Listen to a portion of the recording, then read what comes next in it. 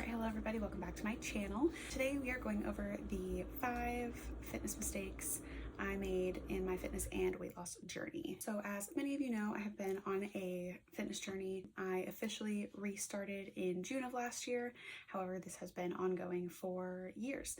So I wanted to go over a lot of mistakes that I've made in the past, and hopefully it'll help anybody trying to get on a fitness journey in the future. So let's go ahead and dive in. So number one is not eating enough.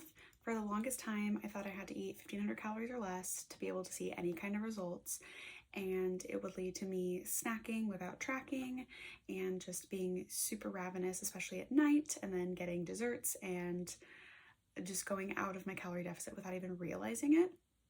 So I was just completely sabotaging my own progress without even knowing what I was doing. Once I started actually eating enough, I realized that I wasn't really that hungry in between meals.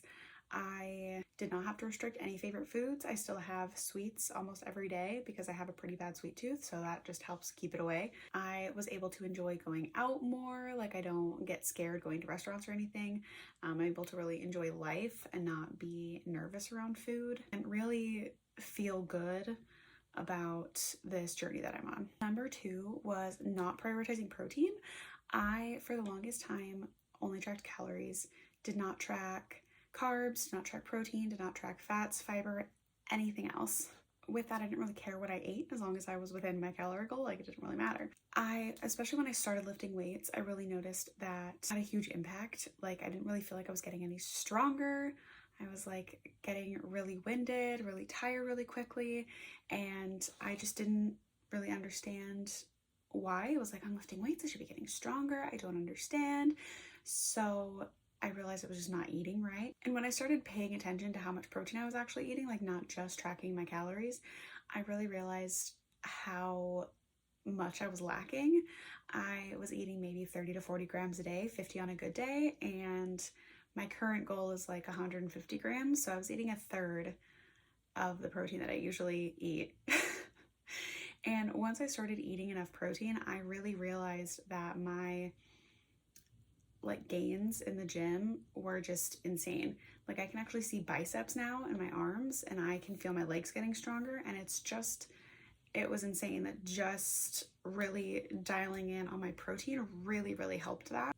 And with that, I just feel like my body shape has changed without any like drastic scale changes. Like, I feel like I can lose 5 pounds and see a significant difference now versus when I used to and I was not tracking protein, because I'm actually keeping my muscle mass on and in fact gaining muscle mass. So it's honestly kind of confusing because I'm like, okay, this hasn't changed, but my body looks completely different, and it's a little nuts, but it's really cool actually. Number 3, working out and doing too much.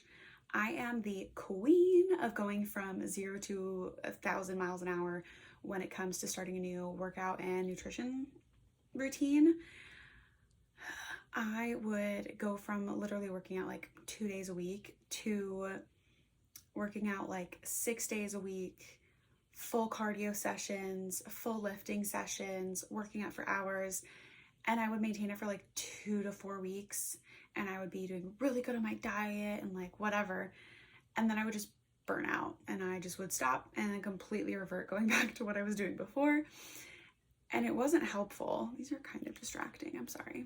It wasn't helpful. Like, yeah, I would see decent results in the first 2 to 4 weeks, but then I would completely stop, derail all of my progress, and go back to the beginning. And it wasn't worth it. I used to think that people that were like, make small changes, I was like, I can make big changes. Like, come on now. I've been doing this for years. Not successfully, but I thought for sure I can deal with the big changes. I was wrong. Once I started focusing on the smaller changes, that's when I really started seeing a difference. Like, making sure I get 8 to 10,000 steps a day, making sure I'm drinking adequate water, making sure that I'm actually hitting at least 100 grams of protein a day. That's when I started seeing my actual habits and day-to-day life change. And that's when it started to be easier to stay on the fitness journey because I wasn't struggling as much. This time around, when I started working out, I started doing 1 to 2 lifts per week, and I was doing just a full body lift, about 30 to 45 minutes, depending on how much time I had, how much energy I had, whatever. And sometimes an hour, really depended. But I started with just 1 to 2 days of lifting, getting consistent with the higher end, so getting consistent with 2 days. And then I would do like cardio, either a walk with my dog or walk on the treadmill or whatever it was, or a YouTube video, like 2 to 3 times a week. And once I got really consistent with that, that's when I started adding on my workouts. So now I lift 4 days a week, typically for 45 minutes, followed by a 30 to 45 minute walk. And then I will add in an extra walk or a run, depending on my energy level, 2 more days. And then my last day is either an active recovery day or a full rest day, depending on how my body's feeling. And that's just made a huge difference. Number 4 is not drinking enough water. A few years ago, I would go weeks without having an actual glass of plain water. I don't know how I lived. So what I had to start doing was, when I really realized I was not drinking water like at all, I would make myself have at least half a glass of water every day. I would at least take a sip of water, something to start getting used to the flavor of water and drinking it every day. And that slowly turned to me actually being thirsty for water, because before, if I was thirsty, I would grab soda, juice, tea, whatever was around me that was not water, I would grab, because I wanted flavor. I didn't want plain water. And when I started switching to water, I realized I was actually craving water. So eventually I started actually craving water, and I would be having 2 glasses, maybe a water bottle full, stuff like that. And then when I started, I don't remember if I found 75 hard or first form first, but first form, your goal is like 120 ounces, I think. And then 75 hard, you want to drink a gallon. So when I started actually doing it, I was like, this isn't really that hard for me. Some people, it's really hard to get that full gallon in for whatever reason. But if I just don't drink anything else, it's pretty easy to drink the water. I'm not gonna lie to you, I don't feel much different like now versus when I didn't really drink water. At least I don't think I do. But that's probably due to a whole bunch of stuff with me. Being hydrated is so important. I do tell the difference when I hardly drink any water and I am dehydrated versus when I'm not. My skin is a lot more hydrated. I feel like I perform better in my workouts when I'm hydrated. I have less like recovery time between sets. I feel like walking's easier, running's easier when you're hydrated. So it's just something that now has become such a priority that it's a pretty easy one to accomplish. And one thing that I do is I don't drink anything besides water, except for coffee, until my gallon is done. I will drink water during my workout, which is the first thing usually. So I'll drink as much water as I do when I work out. And then after that will be 1 to 2 cups of coffee, and then just water until I hit my gallon.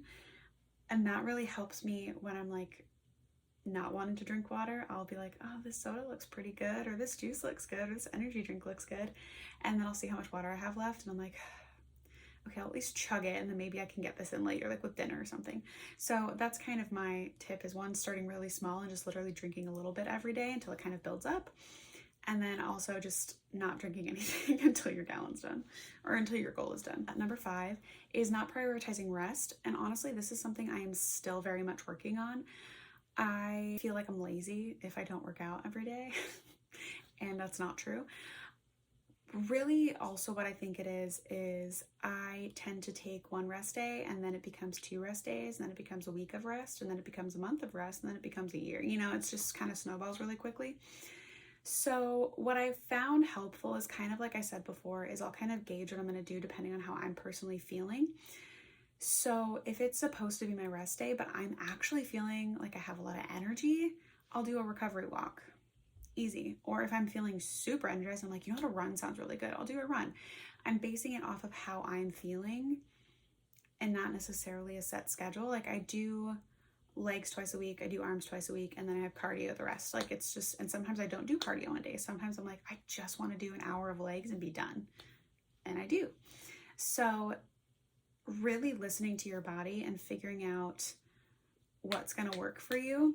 Another thing is even doing like yoga or stretching on a rest day, I found can really help because it's still movement. It's still getting some kind of movement and getting those endorphins without really taxing your body. So if I'm feeling really stressed but I want to move, I will either do a yoga video, a full body stretch, or just like a slow walk, and I'll like read, listen to podcasts, you know, do whatever. So that's what I will do there. Well, thank you for following along on this quick video. I hope these tips helped, and I have some tips for success if you want those too. But yeah, go ahead and hit that like and subscribe button, and I'll see you on the next video. Bye.